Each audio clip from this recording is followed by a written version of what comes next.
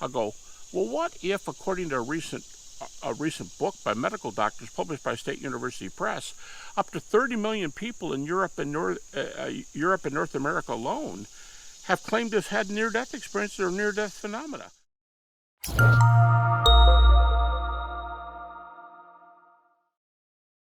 So, I mean, this stuff is definitely interesting, but what got you interested in NDEs? What got me interested? What value do you think they offer us? They're highly valuable to me. Well, first of all, from an atheist viewpoint, when you read Bertrand Russell and many atheists, the 1-2 punch is God and afterlife, God and immortality.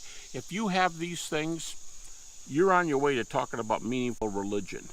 And so I like the afterlife part for this reason. I've specialized all my life in resurrection. I mean, I interest in other topics, but I really never move very far from resurrection. And if there purports to be a realm of which the resurrection is a part, i.e. the afterlife, and an atheist says, yeah, but you got a little problem here. You want me to believe in the resurrection evidence and another world that we call Oz or Narnia. I'll go, well, what if, according to a recent book by medical doctors published by State University Press, up to 30 million people in Europe and North America alone have claimed to have had near-death experiences or near-death phenomena? All right, so a lot of those are storytelling. Right, so now we're down to just 10 million. Could 10 million people have looked over the other side? Could anybody have looked over? Could they have seen the Narnia? You know, if there's another world and it involves an afterlife, I want to know about it, because that's the realm that supposedly Jesus visited. And I will tell you this, when people have near-death experiences, even I've talked to many, even the non-evidential ones. Met a guy the other day. He said, my wife delivered a child. She was up and she saw it and she came back. And he goes, I'm going to ask her what she thinks now. He emailed me the next day. He's a PhD, a candidate in another school. And he said, you know what my wife said to me? I said, what? He goes, my wife said, I will never fear death again because I've seen what's beyond. You go, well, you weren't dead.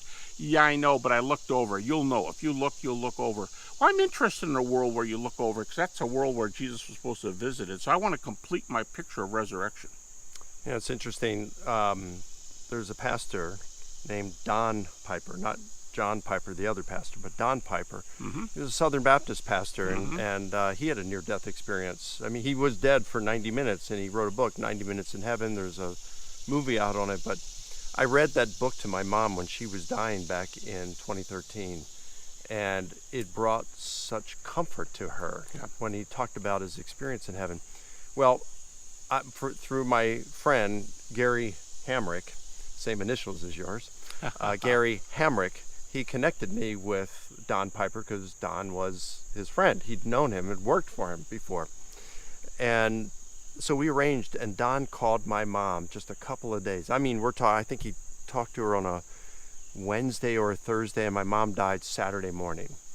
And it was, I think it was a Wednesday at 6 o'clock in the evening, and he called, and a bunch of us were there in the hospital, inpatient hospice room, and he talked to her for 11 minutes. And he said, and my mom's name was Joy, and he said, Joy, I know that you're probably thinking right now, I'm going to miss my family. Let me tell you, you're not going to miss your family, because it's like there's not going to be any time. You know, it's like you go to heaven and you'll turn around and there your family is right there. And he says, I can tell you that the joy, the colors, and the sounds, the music that you hear is amazing. You hear this from everybody. And he said, I'll never forget this. He said, so look, he says, I love my family, but I would trade places with you in a flash without thinking about it if God would let me. So he said, you have nothing to worry about. You have everything to look forward to. He said, enjoy. I will see you at the gates.